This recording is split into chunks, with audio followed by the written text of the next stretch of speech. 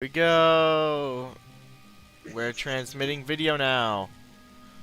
Oh yeah, right. The quarter cam is still there. I don't have a quarter though. Here, Changes of the dime cam. penny Or whatever cam. point you have. Penny cam, yes.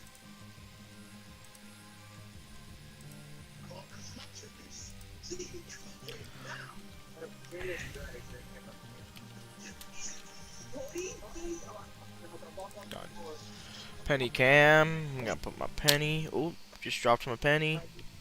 Put it right there. Please keep up the theme. The more money you have, the more you put on screen. Penny cam is live. Alright, I'm live right now.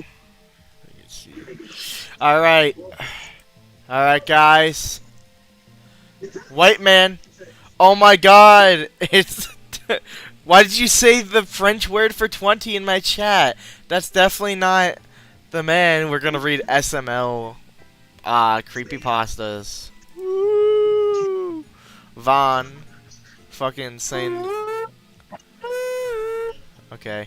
You don't need to do that.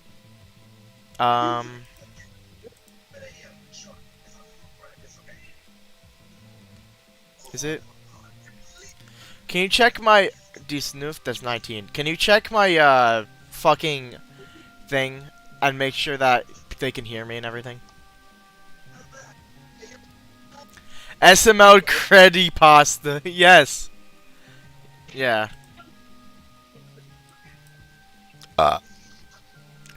My friend Antonio, can you hear me? Yes, I can hear you. You can hear. Wait. Well, can you hear me on stream? I'm asking Antonio, who's just my friend. Oh my god, that's what I'm saying. Shut up! We're gonna read SMO movie Bowser Jr.'s fate.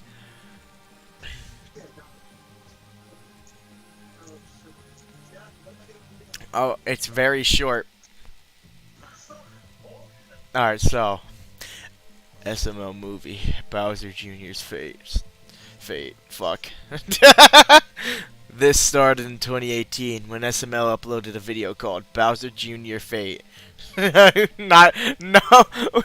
spacing at all, and it's not his fate. Like, he doesn't own the fate. It's just Junior Fate, so it's his full legal name apparently. I saw the notification, then I clicked it. The video starts with Bowser, Junior, Joseph, and Cody in the couch. In the couch, okay. Like, inside? Just talking. Then Junior and Joseph started to make a lot of jokes about Cody's mom being enough to make Cody so angry that he left the house. Then a few hours later, Cody was feeling better. Feeling. Interesting. Feeling better. Then he calls Junior and Joseph to go to Grand Canyon. No, it's not the Grand Canyon. It's just a Grand Canyon. Since Cody saved some money. Some money! They're in fucking Florida. Do you know how much money it would be to get a flight from there to the Grand Goddamn Canyon and pay for a tour? And then Junior decided to go to the Grand Canyon with a pig costume to make Cody angry again. So Junior and Joseph arrived to the Grand Canyon, and Cody was waiting them. Nice grammar. Then, Junior, with his pig costume, started making pig jokes about Cody's mom again. So Cody was so much angry that he pushed Junior from the Grand Canyon. Then Junior falls down the Grand Canyon, making a loud thud as he hit the floor. After, there's no, like, apostrophe, so you have to read it in one long sentence. As he hit the floor, after Joseph witnessing the screams, "Junior, no!" Cody then says, "That's what you get. We gotta save him, dude," said Joseph. "Why should we?" said Cody. "He's my friend. He's just a doll, dude." No, Joseph said sadly, "He deserved it after all the jokes he made about my mom." Wow.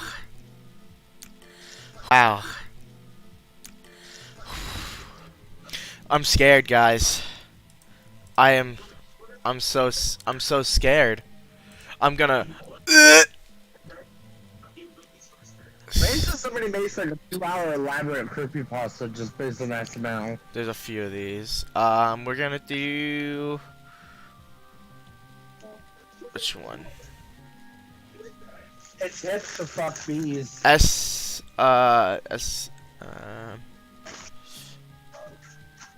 The nuclear explosion.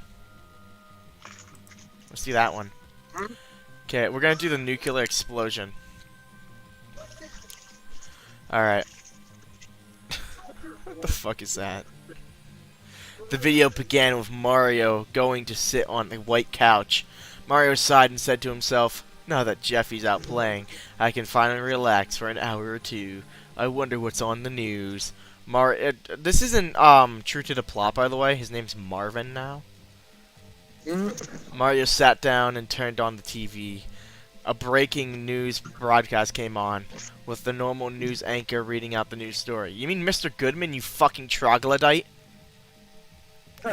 Breaking news! A nuclear bomb has been launched against the United States. The nuclear missile launched from North Korea is expected to hit in the next hour. All residents are being told to get into their shelters now. The news anchor spoke more seriously than normal, and the entire scene was almost devoid of any lightheartedness. The scene cut to Mario on the couch. He was reasonably now freaking out. "A nuclear bomb?" Mario said in disbelief. "I gotta get out of here!" And the camera cut to Mario outside, throwing a backpack into a car trunk and getting into the car, taking off down the road.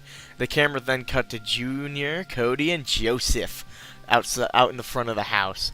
They were having a casual conversation about what they were going to do that day when a siren started up in the distance. "What's going on?" Junior asked in a worried voice. "I don't know."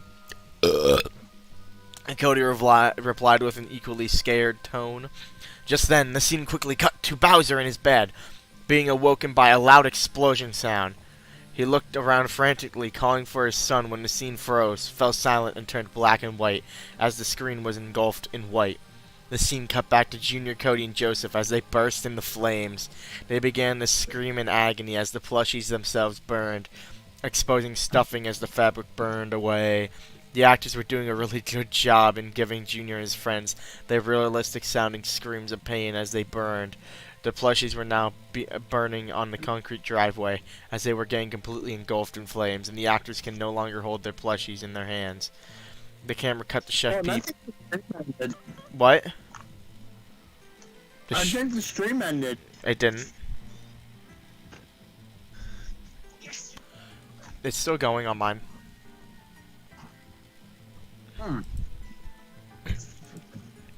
Can you not? Thank you. The camera... Wait, there we go.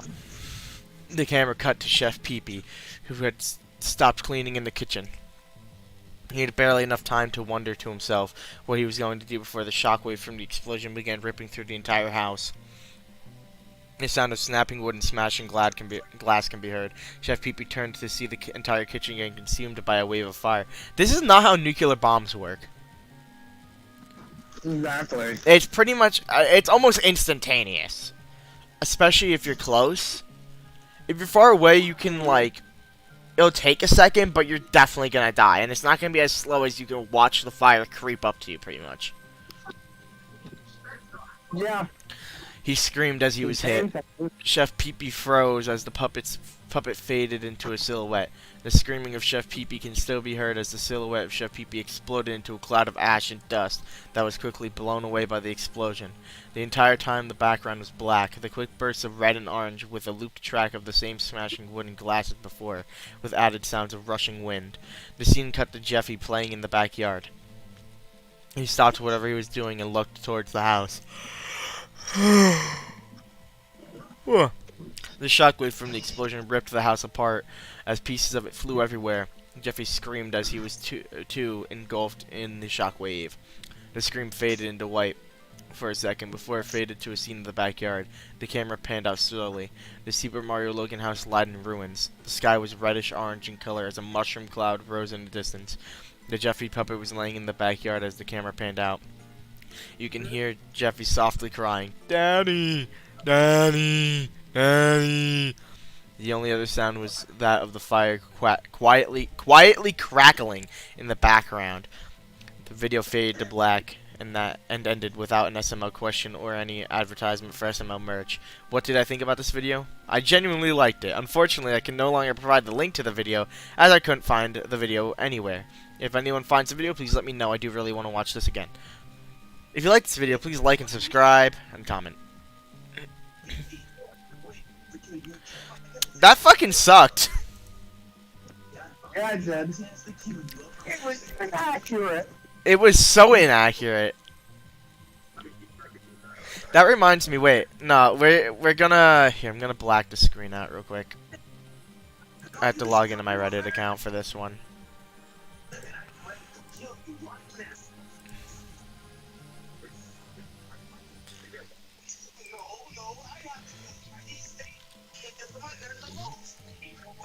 Fuck.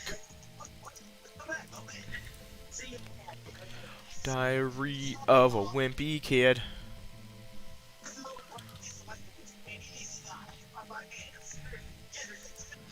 We're gonna read a good one. Greg and the Ballistic Missile. This Greg and the ballistic missile. Alright. I had to log in, that's why I blacked out the screen. Alright. Alright, gotta join this. Greg Heffley and the Ballistic Missile HD, a remaster of the classic.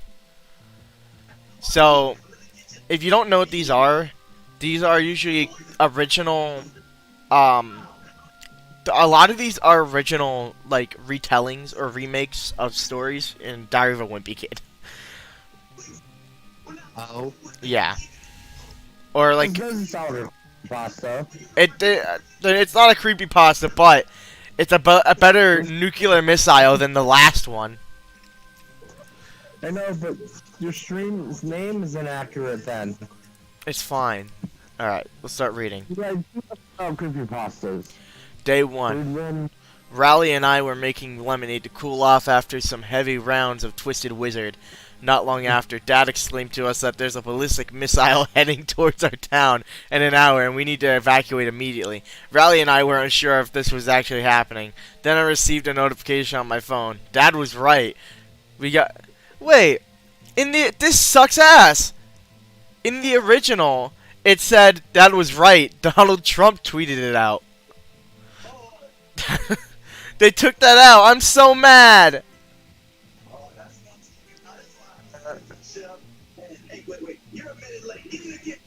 Well, shit.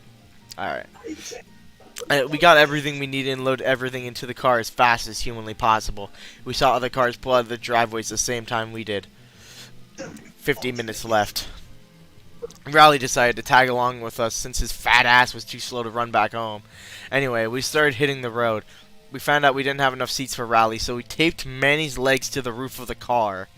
I don't care, it works. My mom then thought that giving Manny a gun would eliminate traffic, which is a stupid idea, but she still did it. If we put Manny on the roof of the car with a gun, we'll have less traffic to deal with. A few minutes later, we heard a gunshot from the top of the car. Manny shot the gun and killed someone.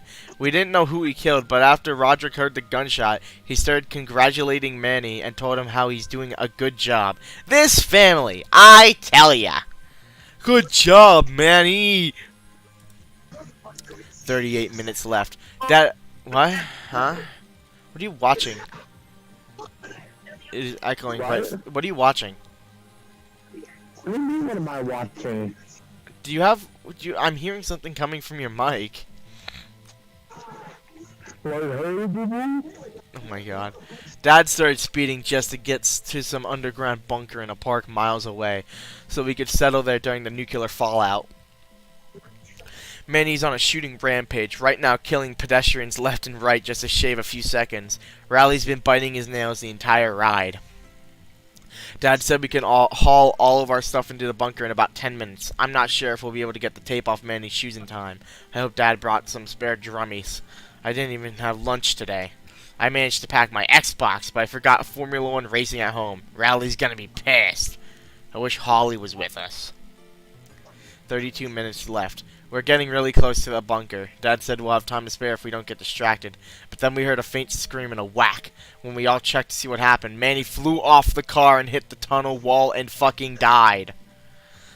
It was an absolute bloodbath. I wish I had the red ink to show it because Manny was pouring blood out of every severed limb. We have no idea where the gun went though, and that's the only weapon we packed. This is not a good sign. 30 minutes left. What? Oh. Sounds like a decent sign. Yeah, decent sign. After the Manny incident, we kept driving. Not long after, another family trying to escape pointed back, trying to signal something. Turns out there's a car that's driving at 120 miles per hour and crashing into every car and still running. We parked into an empty parking lot just in time before the car came and killed us all. I can't say the same for the other family, though. Speeding car, us, other family. If we were as little as a second behind, we'd all be dead. We got insanely lucky on this. If we can survive that, we can definitely survive that missile. What? The cops should have pulled this guy over. There's a ballistic missile heading to the town. Do you think they give a shit about cops? Yeah. 22 minutes left. Remember when we taped Manny to the roof of our car? Turns out other people did that too, because Dad was assassinated from a bullet to the head. After we heard the gunfire, Mom pulled the emergency brake and we all took cover, to the best of our extent. Shots were still being fired at our car, and luckily nobody was hurt from the bullets. The windows? Not really the same story. As Riley got cut deep in his arms and legs. I found a disinfectant and some band-aids in a first aid kit, and that helped him stop crying about it. We had to dump Dad on the side of the road, and Mom had to take the wheel. She immediately went ham on the gas pedal for a while. The ride was perfectly fine until we ran out of gas. There were no open gas stations, so we had two choices. Run to the bunker on foot with all of our supplies, or jack someone's car. What do you think we chose? 18 minutes left. Gas. They're out of gas. 18 minutes left. There was a family of 3 getting into a car that was right next to us when we ran out of gas. These dumbasses placed a shotgun on the roof of their car, and thanks to that we easily offed those fuckers. Turns out they have a lot more supplies than we did in our car. They even packed drummies, 5 boxes of them in fact. There was a slight, and by slight I mean huge, problem with our car raid. Though people saw what we were doing, and not long after they tried to kill us. Not for our supply haul, oh no, but for killing those 3 idiots. Were they their cousins? Well, I never got to answer that, as Roderick slammed them in the head with a bat. But they then beat the absolute shit out of Roderick. I had to escort him back to the car before they could deal any more damage to him. He could have died. Holy fuck. Fucking Roderick, the goddamn piece of shit. We were loading the fucking bags into the bunker, and the bitch jumped in and locked us out before we could toss him all the drummies. That motherfucker left us to die! Question mark, question mark, question mark. Well, I guess this is it. I'm going to die. The bomb's already gone off. I can feel the heat on my face. I'm not making it out of this. Well, I guess there are worse ways to die. At least I've got my best friend and Mom right next to me. Manny, Dad, I'll see you soon. Then he fucking died. All of them. All 3. Alright. Now that that's over, we can go back to reading SML ones. Okay. Actually, let me check chat. George. I agree.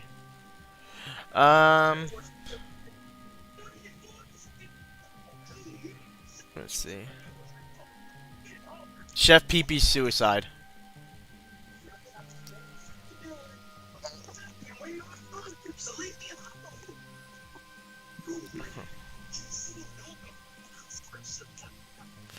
Alright. You know how YouTube has a weird way of counting Super Mario Logan episodes? They refuse to count a couple of them, making the amount of episodes inconsistent. The reason for this is a lost episode from his 2013 year. Finding details about this missing episode is difficult. No one was working on the videos at the time. Likes to talk about it. From what has been pieced together, the lost episode was written entirely by Logan. During production of Bowser's Dilemma, Logan started to act strangely. He was very quiet, seemed nervous and morbid. Mentioning this to anyone who was present results in them getting very angry and forbidding you to ever mention it to Logan. It's I like the exact fucking opposite way he acts. Yeah, no, he's like, "Hi guys." Yeah. I've first heard of it at an event where Lavelle was speaking. Someone in the crowd asked about the episode, and Lavelle simply left the stage and the presentation hours early.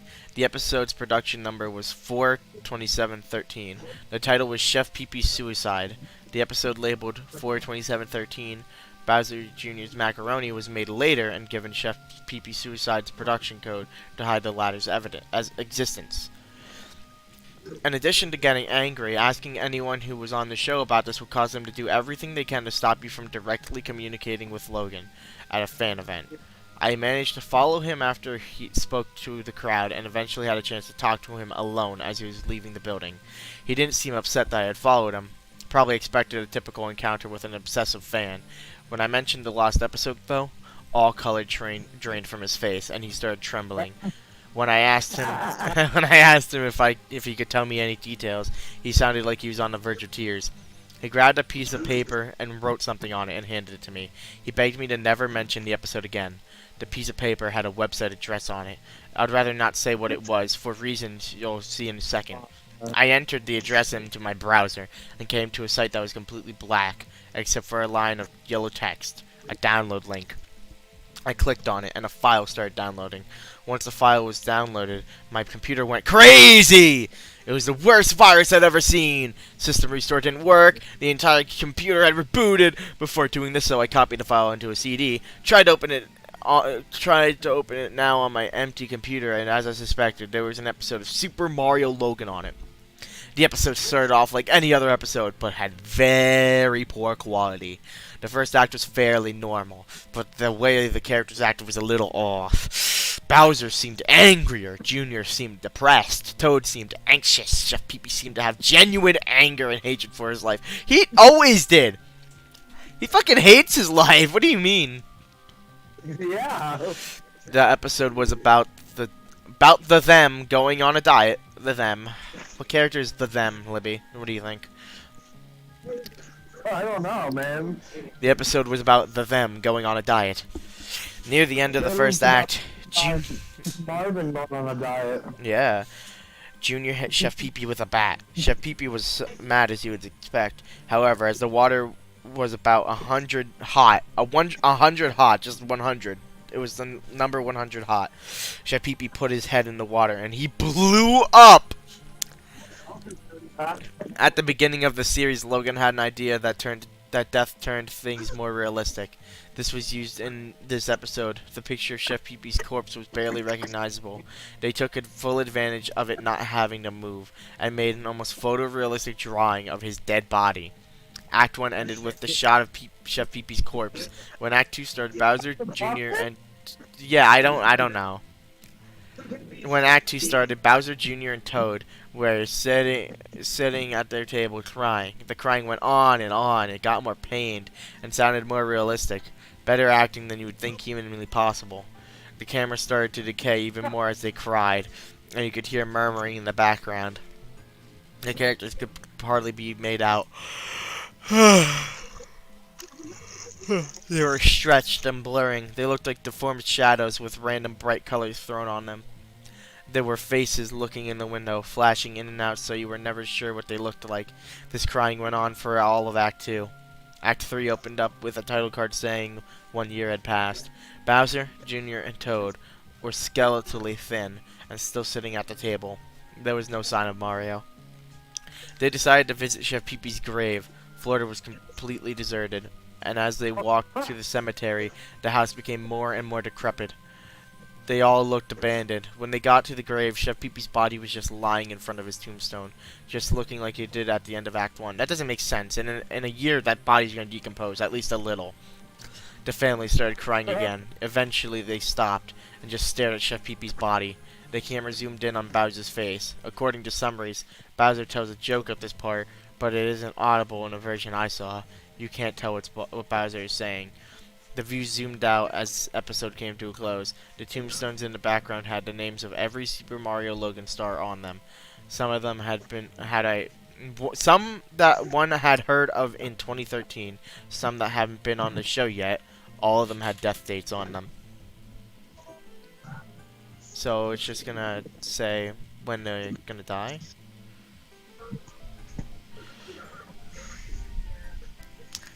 Wow. This is just off of, I think, Squidward suicide, like, verbatim. It's actually Dead Bart. I can tell. It's just fucking Dead Bart. Ripped right off of Dead Bart. Logan is a mastermind of writing. Yeah, dude. Jeffy's last video. Dear God. So long. And it's not even all done yet. I'm not reading this one. It's 76% done and it's long as fuck. Jesus Christ. Let's do one non-SML one. Let's look at Faceless. It's a SpongeBob one. Faceless. That's a word I'll never forget after watching that disturbing tape. It all started in 2018 as I was checking my mailbox. I noticed a VHS tape with the words Faceless scribbled on it with a red Sharpie. I picked it up and popped it into my VCR. Who in 2018 just has a VCR laying around? Like a normal person. I'm different. And so are you. Like I have a VCR on my right now, but a normal person that's young. Fuck no. No. Just see what this was all about. There was no intro title card, as it just skips to the episode. Squidward woke up in the middle of the night and went outside to go to work, but he didn't see SpongeBob or Patrick, which was strange. Suddenly, Squidward hears muffled screaming, sounded like SpongeBob and Patrick. Squidward started panicking and checking SpongeBob's house. The door was locked, so he checked Patrick's rock. Nobody was seen. Then SpongeBob and Patrick started walking up to him, and the muffled screaming became louder. Squidward saw them. They were faceless. No eyes, no nose, no mouth, nothing. Just their blank, smooth heads. Squidward screamed to the top of his lungs, but nobody could hear him. He ran. What the fuck's going on here? He ran to the Krusty Krab to see if Mr. Krab was okay, but he was faceless too. Faceless fish were sitting at tables, trying to eat a patty, but to no avail. Squidward heard even more muffled screaming as a crowd of people started walking slowly into the Krusty Krab. Squidward ran to Jellyfish Fields, but eventually passed out when he got there. Squidward just woke up in the dark with a splatter of blood on the walls. He was laying on a surgical table with various painful medical tools right next to him. Squidward was sweating as a dark figure approached him and said in a calm voice, "This won't hurt that much." It cut out to a black screen with Squidward screaming in agony as you could hear his blood splattering and him being torn apart till the screaming stopped. It went back to Squidward with him waking up in Jellyfish Fields trying to scream, but he had no face. Then the tape ended. I wish I could just magically erase this from my memory, but no! I still have to live with this memory like a permanent scar. If you happen to see any VHS tape you didn't order in your mailbox, never play it. Just don't. Please, in fact, destroy it. You know what you should read next? See if you can find a King of the Hill creepypasta. I probably could.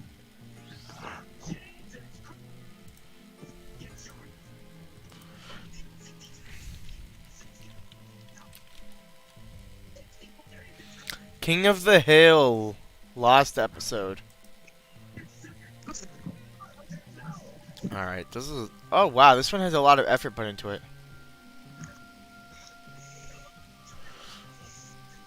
Okay, well, let's start it. We all know of the 1997 series King of the Hill. It used to air... 1979. We all... We all know about the 1997 series King of the Hill.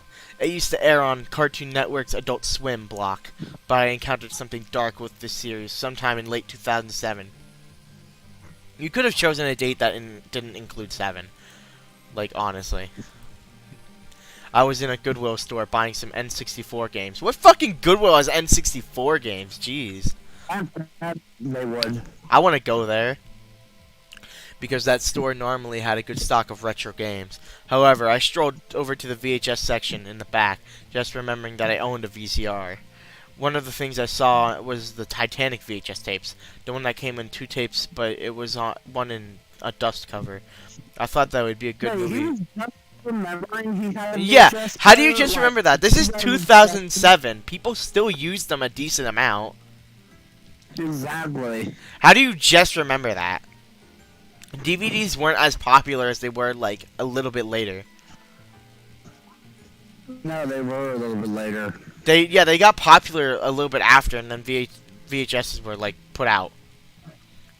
Exactly. Yeah, I don't know. I thought that it would be a good movie for me and my wife, as she had never seen it before. To ensure that the tapes would be functional, I took one of the tapes out of the dual VHS dust cover, only to see something unexpected. It was a VHS tape with a crooked sticker on it. Written in Sharpie was KOTH, Season 1, Episode 1, NR. I inspected the other tape, and it said KOTH, Season 1, Episode 1, NR P2. I assumed it was Part 2. I did not know why 122 I did not know. I did not know why 122 to 23 minute episode took 2 VHS tapes, but I was curious. I bought the 2 tapes for $2.22. That's a weird price. What the fuck? His tax is 11 cents. What fucking... Nah, wait. I'm searching this up. What state has 11% tax?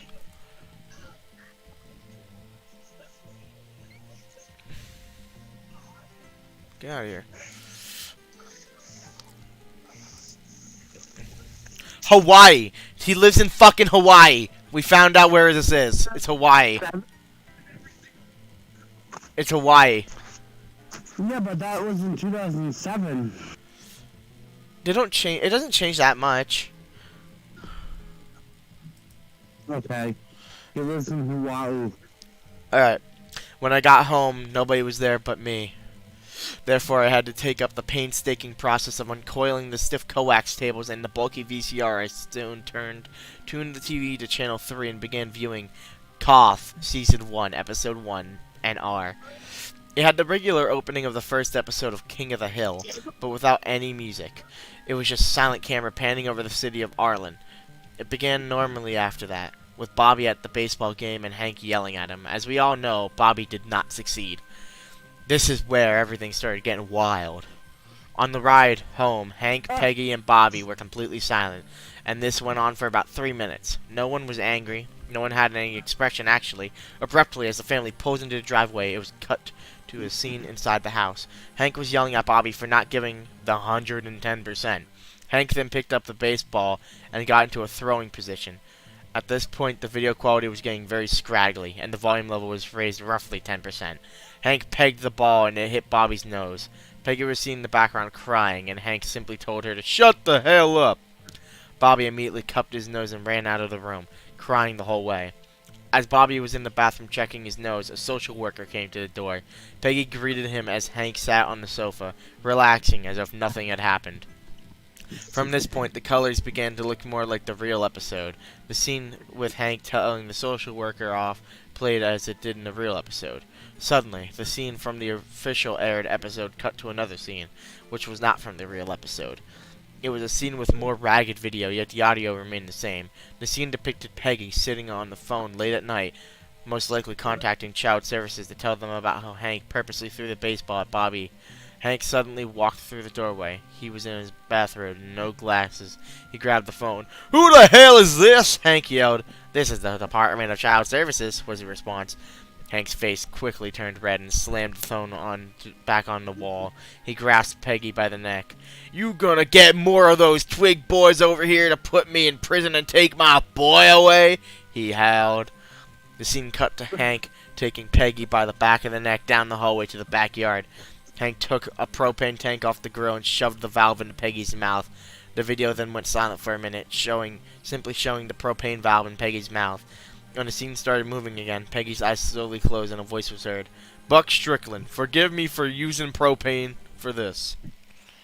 The only problem was that when Hank said this, Hank did not even sound like Mike Judge, the creator of the show who voiced Hank.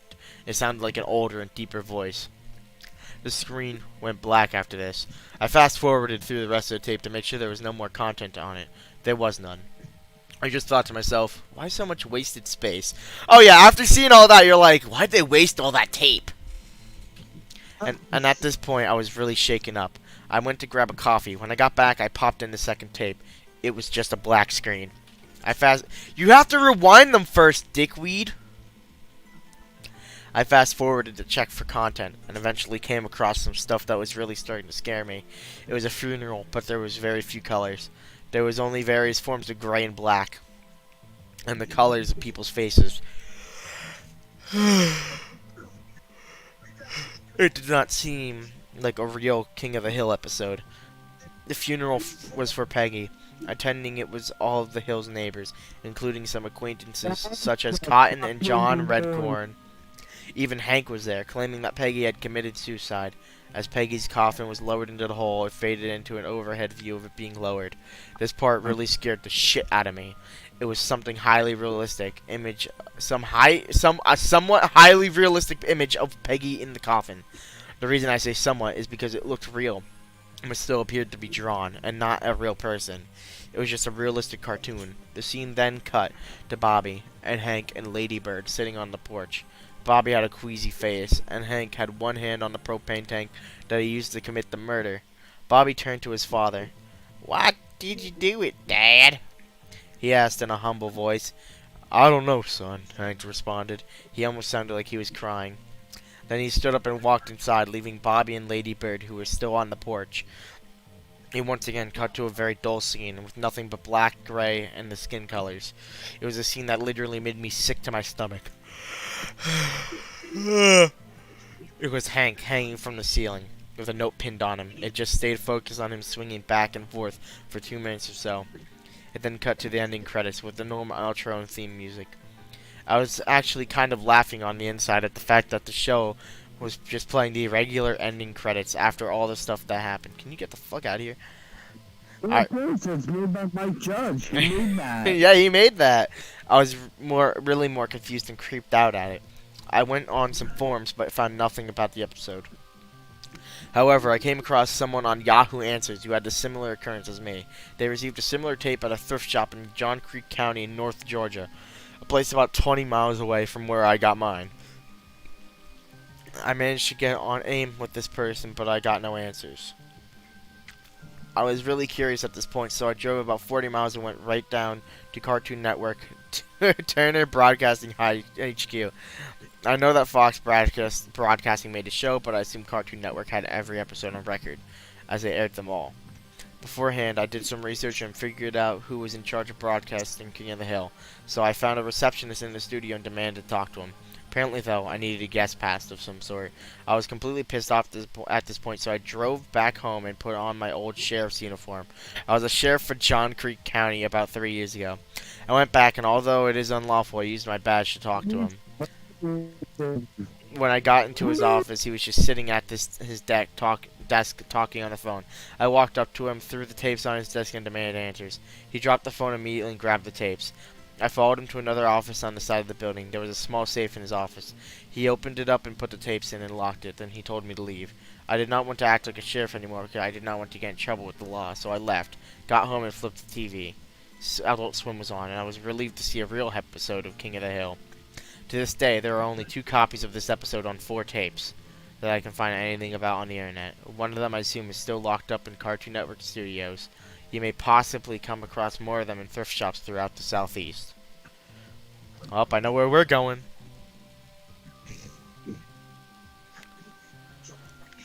Let's see. What show? What's a good show that would have a terrible creepypasta? Jackass? Oh my god. Yeah. Nothing. Nothing? Nope. me see. Damn. Dun, dun, dun, dun, dun, dun, dun. I'm only gonna do a few more 'cause I want to go to bed soon. The Walking Dead.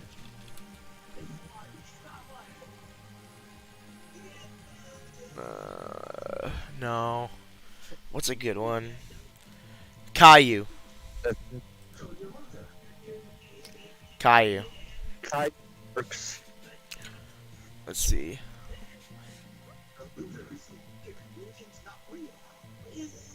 Let's see. Caillou, the death of Caillou. Interesting. Alright. I used to watch Caillou when I was 2 years old. And what 2 years, how do you even know that? When you're 2, your brain is still fucking mush.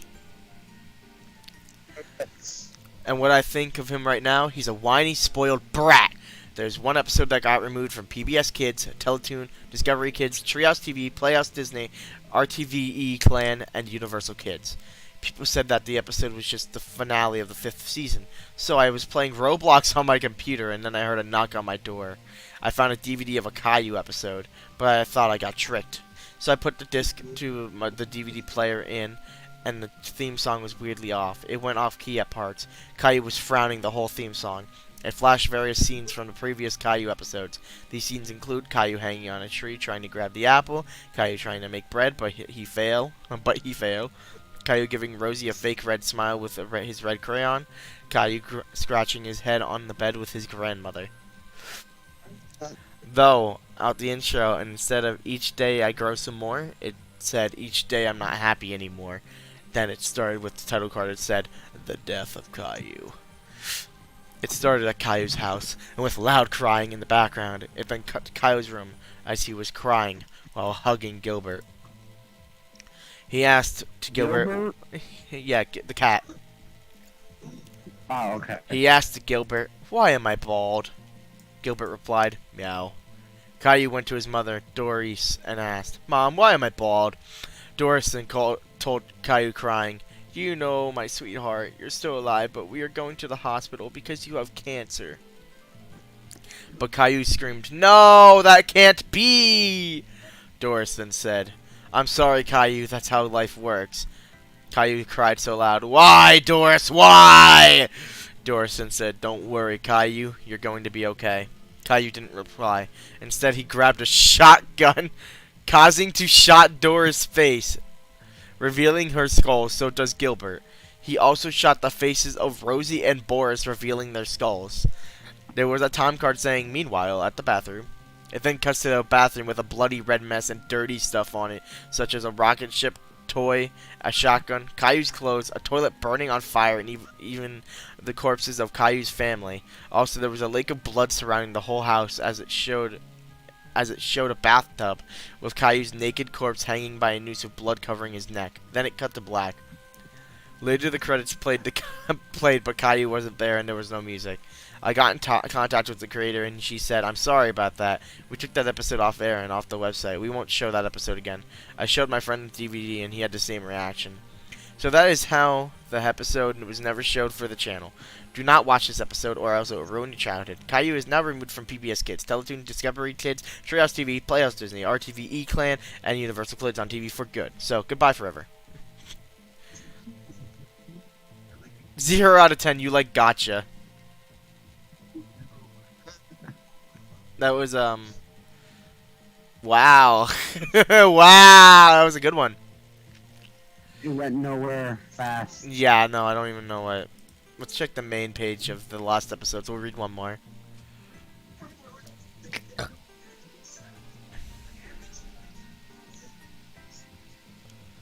SpongeBob bootleg episode. We already read a SpongeBob one.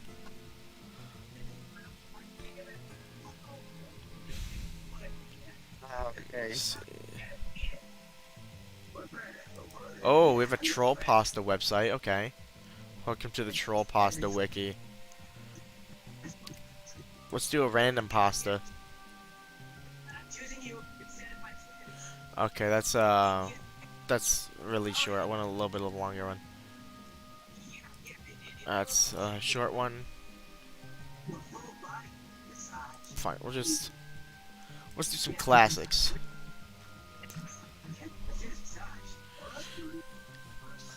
Oh, dude, an original. Happy, happy. Oh my god, hello, I have no eyes. I haven't seen this one in so long.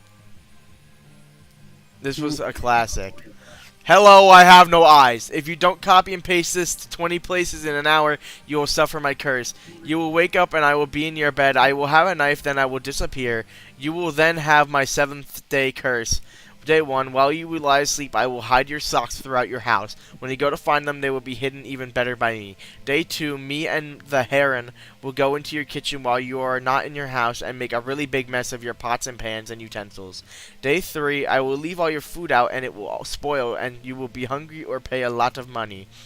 Day 4, I will hide under your bed and try to tell knock-knock jokes while you try to fall asleep. If you fall asleep, I will wake you up. Day 5, me and 100 ghoulish, horrific ghosts will fly around your room in a massive vortex and steal your soul, subjecting you to unending horror. Day 6, I will jump out of the doorways and scare you. Day 7, I will hit you in the head with a book really hard. Okay, here we go, copy and paste. What a great one. Loved that. Let me see. We're gonna do the NES Godzilla Creepypasta.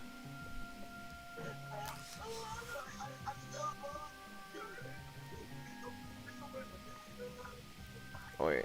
Oh, no. Oh, man. The Man with the Bag, the McDonald's building, the scariest story ever told, YouTube 2.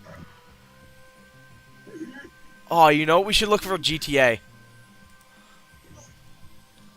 Alright,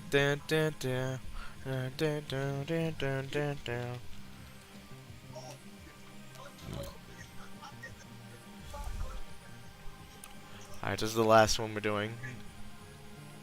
Okay. Sunday, May 20th, 2012. Hey guys, JMB Sonic 55 here. More creeped out than ever. It all happened with one of my favorite games of all time, San Andreas for the PS2.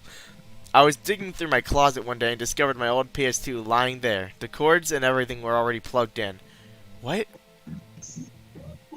That doesn't make... Okay, whatever.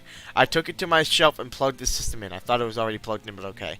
It worked fine. I thought I had lost the PS2, so I sold all my games for it, including San Andreas. Knowing it worked, I went straight to eBay.com and searched up San Andreas. I found one new for only $5 with free shipping. Jesus Christ. That's so cheap now. Thinking it was too good to be true, I bought it anyways. About 3 days later, it came in the mail in a weird-looking box.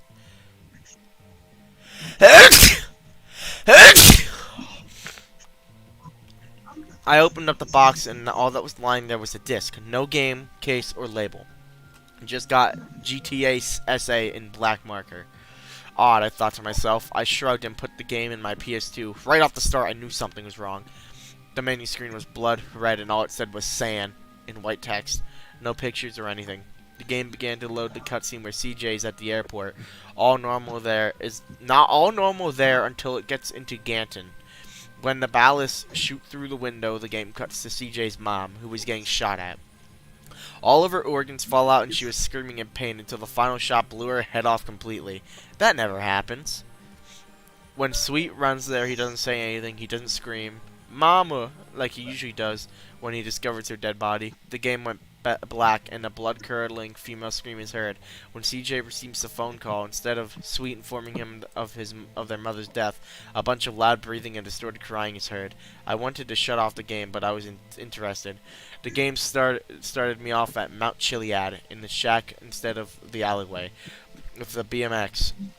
I walked through the shack trying to get out, but everything was sealed. The game then turned black and showed a picture of CJ's dead mom for a split second. Then it spawned me in the alley with the BMX. Something isn't right, though. The sky was blood red, there was no peds or cars, and eerie piano music was being played in reverse. Graffiti was appearing on the wall saying, "Families for life." Body bags were laying on the sidewalk. Screams could be heard, and CJ's face was all distorted, and he had glowing eyes. I was fucking scared as shit at this point. I was walked around the town looking for somebody. Nothing, just an empty town. I began to hear an engine from a vehicle. It was getting louder. Each second I turned around and there was nothing. The sound grew louder and louder until CJ fell to the ground dead, as if he got ran over. The game then cuts black and says help in bloody letters. It was storming. The sky was red and the clock had frozen at 6:66. That isn't even a time. There was a rusty wheelchair on the grass, and I could hear faint chainsaw sounds in the background. At this point, I'm confused and terrified. Every time I tried to leave, CJ would die. I couldn't go anywhere. Frustrated, I turned the game off and went to sleep. The next day, I had a strange dream last night about that wheelchair. It started to wheel its way over to me very slowly. I could see a faint figure in the chair, as it were a victim of the mysterious chainsaw sounds. The person had long hair and was in a bloody hospital gown. The person had only 3 teeth and no legs. When the wheelchair bumped into me, it made a very loud scream, and everything went black, and the help text appeared in the same exact form as it did when CJ died. This could be telling me something that I need to find out in the game, so I turned the PS2 on and began playing. I wish I hadn't. The game cut off to CJ in a dark, haunted asylum, just sitting there, unable to move. He begins crying about the loss of his mother. The crying is distorted and doesn't even sound like CJ. The picture of his mom's body flashes in the screen for 3 seconds, then disappears. CJ then gets up and he is playable. I started to walk through the asylum. Every door was shut except for one. Stupid as I am, I went through it.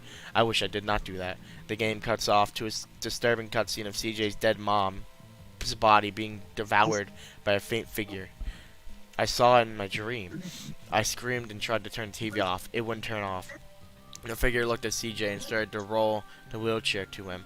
The screen cut black and CJ began to scream and the gruesome sound effects were heard. Bloody red text appeared saying, I told you to help. Then the credits screen rolled up. Before I took the game out, I noticed something on the credit screen that shocked the hell out of me. In tiny text, it said, I had fun playing with you. I jumped. I took the game out and smashed it with a hammer. I hope never to experience something like that again. Oh my god. I'm so scared. Oh, I'm gonna cry. Oh, alright. That's enough for today.